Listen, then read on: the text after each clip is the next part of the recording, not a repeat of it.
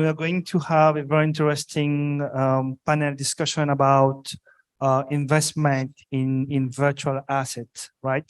So guys, the panelists, we have the very difficult task to explain to this audience if they need to consider to invest into virtual asset, why they should invest in virtual asset, and what are the characteristics of virtual assets that they need to know.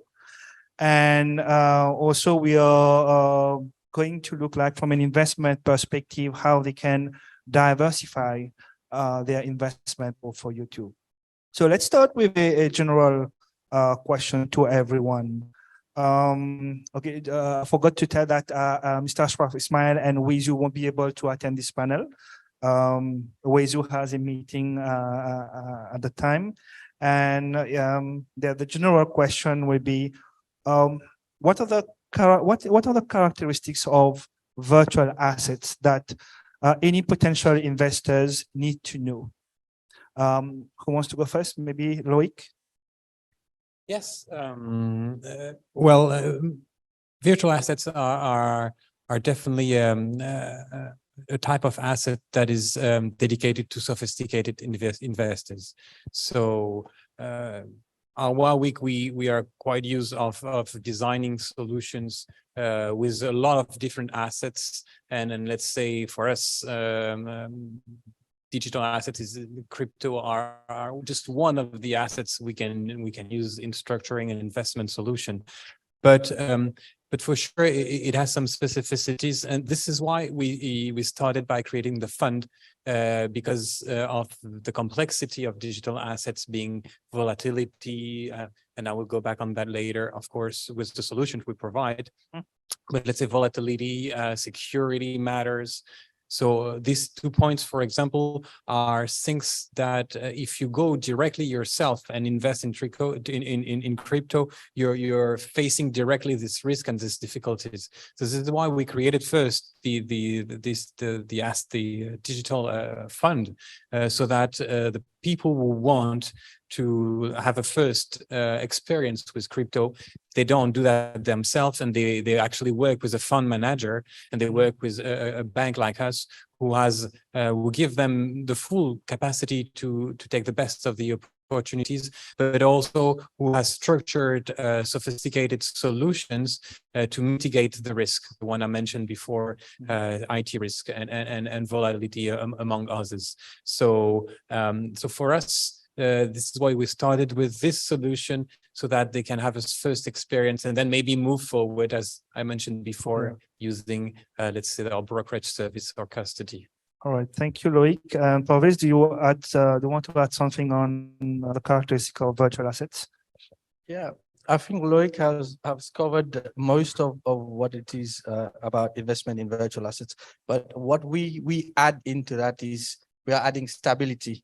We understand that the cryptocurrencies are volatile and it's sometimes risk, and non-sophisticated investors they don't really understand what it is, and then they just go in and then invest in it, and later they haven't followed the market and it's crashed and they don't know when to get out.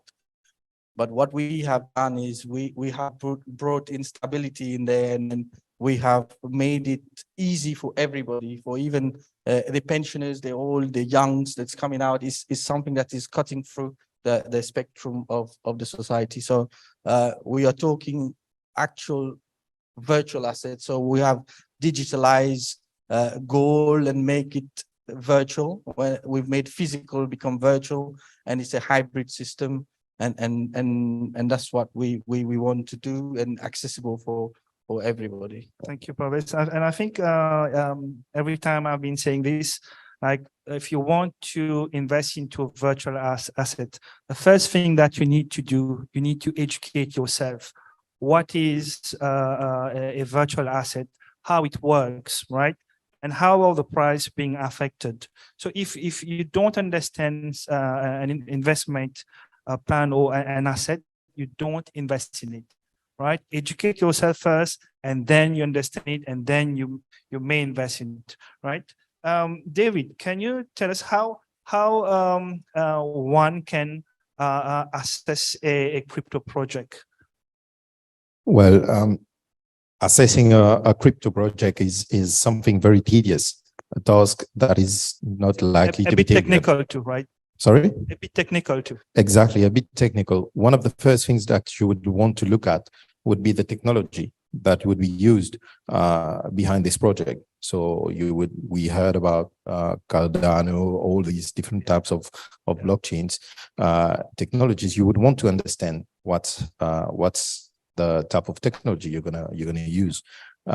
Next also would be the tokenomics of the projects. So by tokenomics, I mean you would need The to supply, define the supply, the distribution of the token, and also very, very big and important factor that you need to consider is the team. Pushing the project through. You need the expertise. You need people that would understand what they're doing, which would provide trust in that project. So what do you mean is that all the different tokens and coins that we have, they are built on different blockchain, right? And we need to understand what are the features of this particular blockchain. And Exactly. we have something which we call the TPS, the transaction per second. And we need to know about this, how many transactions a blockchain can process in 1 second. So this is very important. Thank you for this, David. Back to Loic. So from an investment perspective, right?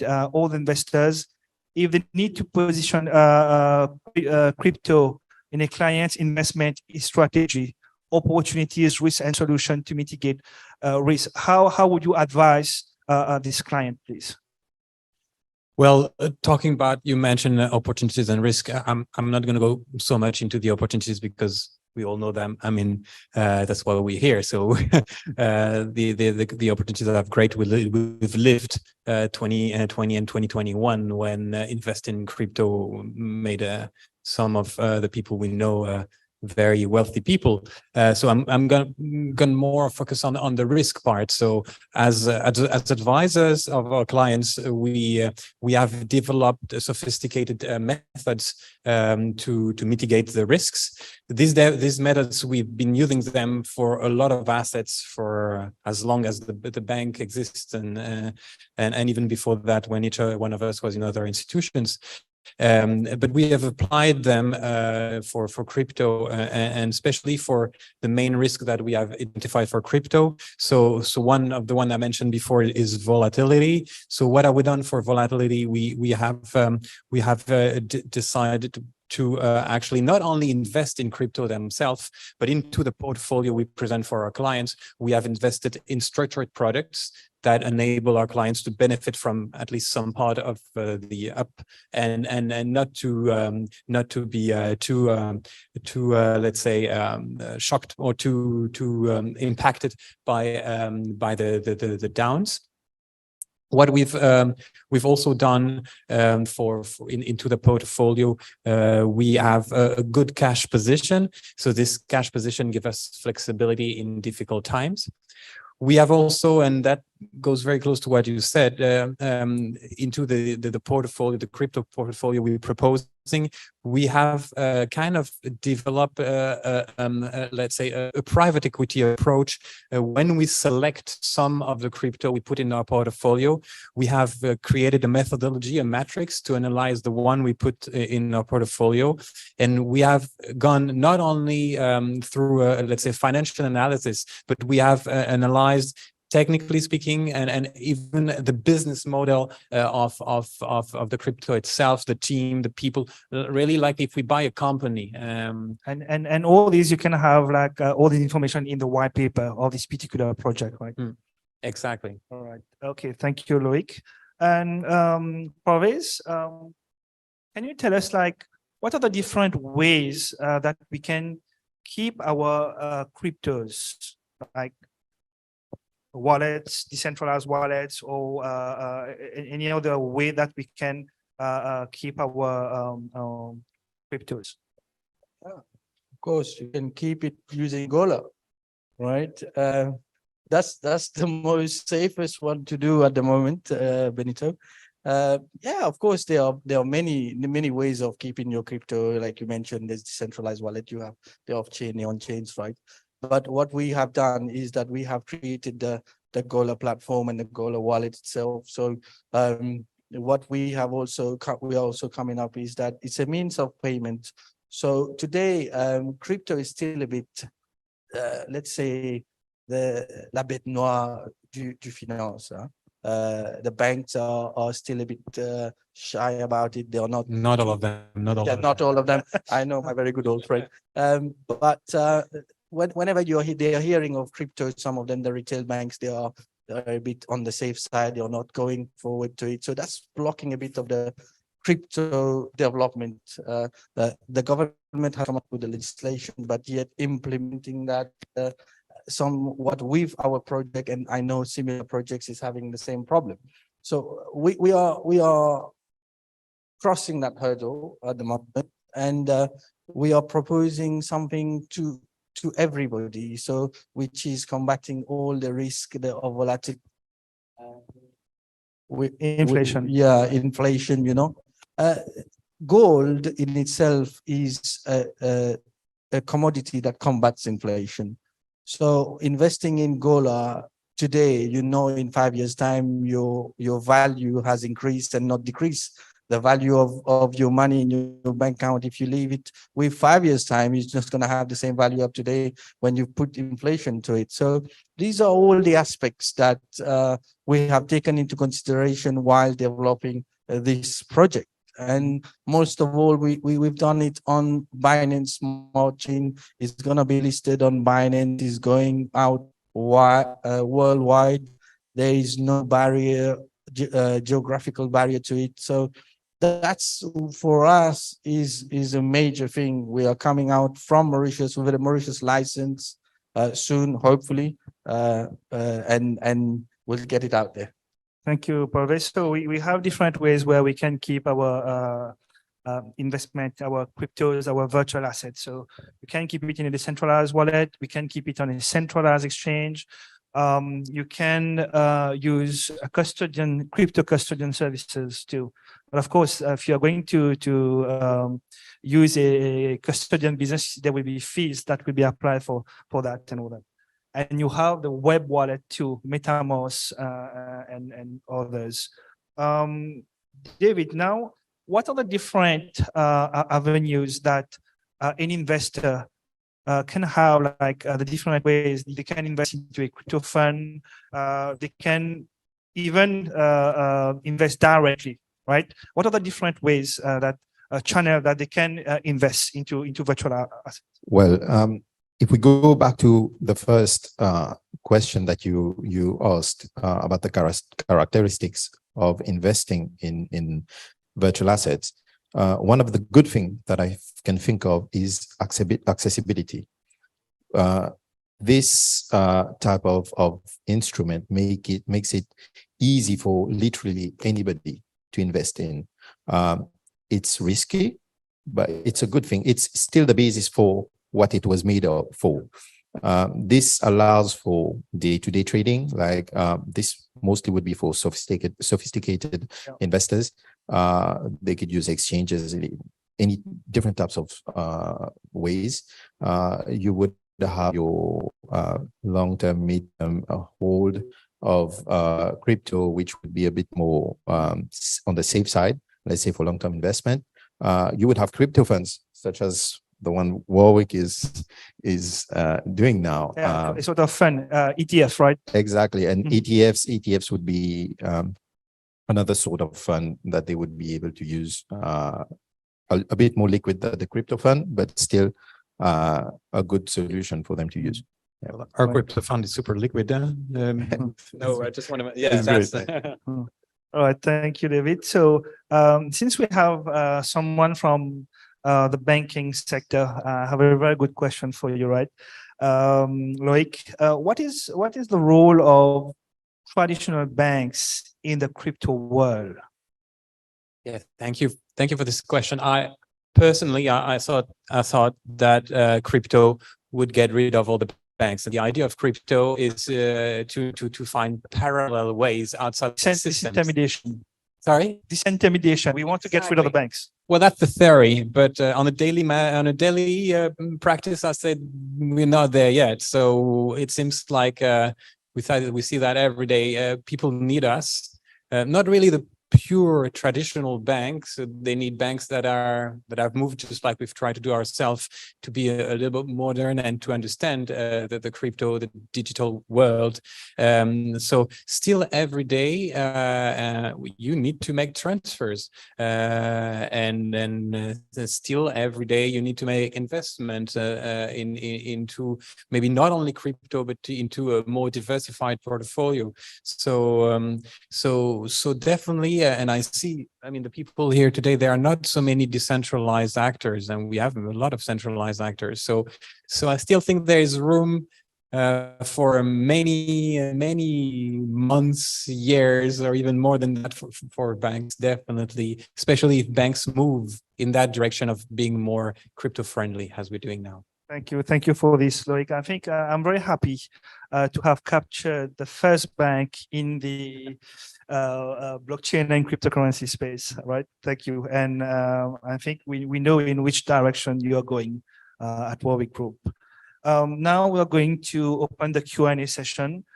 If you have any question related to investment into virtual asset, please feel free to ask a question. Don't be shy and raise your hand. We'll take 3 questions this time. Yes, anyone, please? Mine again.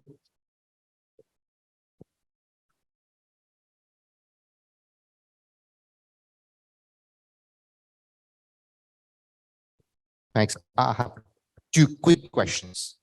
One to Parwez. So your stable coin is pegged against gold. So who owns the gold? That's the first question. Second question, I wanted to ask to Loic directly, but since I think for the benefit of the audience, it would be good that I ask a question to you for everyone. It's no secret that all the licenses are being issued by FSC. We're having big difficulties to open bank accounts in Mauritius. Practically impossible to open bank accounts for investment in crypto, even in investment into derivatives of crypto. When the traditional banks are seeing cryptocurrency somewhere, they're not going ahead. Can Warwyck Bank provide a solution? Simple question.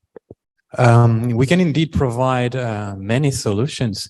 We are not capable, unfortunately, to answer any question, as we are only, let's say, a private bank. So definitely on the topics you mentioned yourself here, we have capacities to let's say develop specific solutions.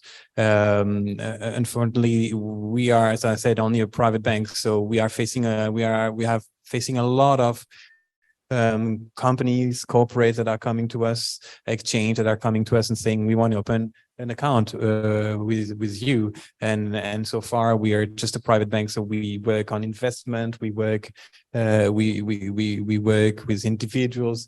We are not capable of dealing with very important cash movements, and so yes, to answer your question, we would be more than happy to further discuss what are your needs and how we can answer them, but we are still only a private bank, so our expertise is limited to that field. And we hope that in Mauritius, a lot of commercial banks will definitely realize that there's a great potential for them to be more open to this market for the sake of their own business profitability as well, but for the sake of Mauritius as a whole. Right. Thank you for your question. Yes, we are pegged on gold. So 1 token represents 1 fine gram of 24 karat refined certified gold, which is kept in 4 places around the world, which is in London, in Dubai, in Singapore, and in Mauritius. And 1 token is equal to exactly the price of 1 gram of gold, right? So when the price of gold is moving every second, so the price of the token also is following that, because it's anchored on it, it's pegged. So as you know, the gold price is always appreciating, is going up. So your value and your investment in that token also goes up. So there's no, it's not like demand and supply, and then you see there's more buyers, and then we are creating that gap where it goes and the price is inflating, and then all of a sudden the market crashes and then everybody's dumping their tokens. No, we are stable. We are pegged on gold, and it follows the market of gold. Maybe if I can step in for your question regarding the banks and banking support for crypto linked businesses.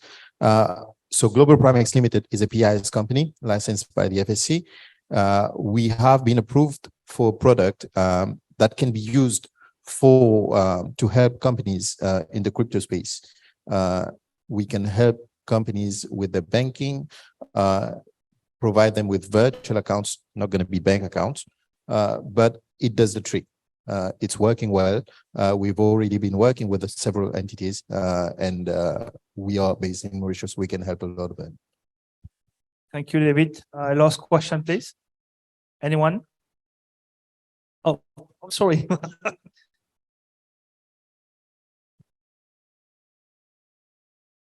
Right, thank you all. Great panel discussion. And in fact, it's more of a comment that I would like to make as opposed to a question springing from what Loic said,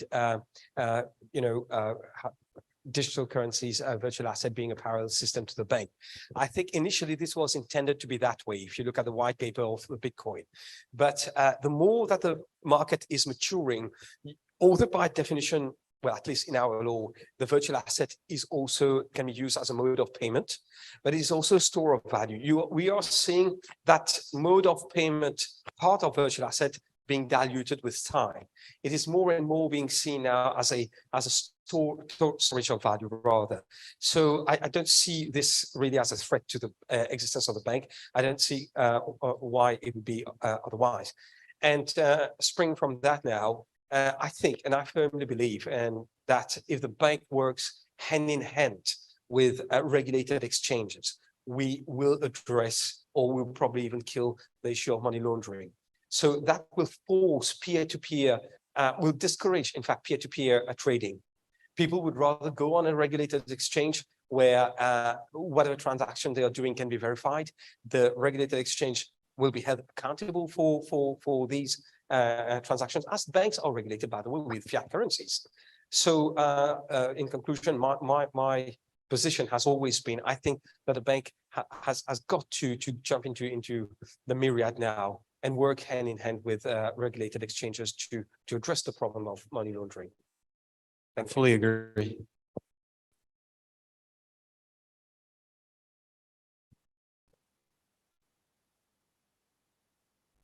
Thank you, Ashwin, for this. I think it was a very insightful panel discussion. Thank you to all panelists.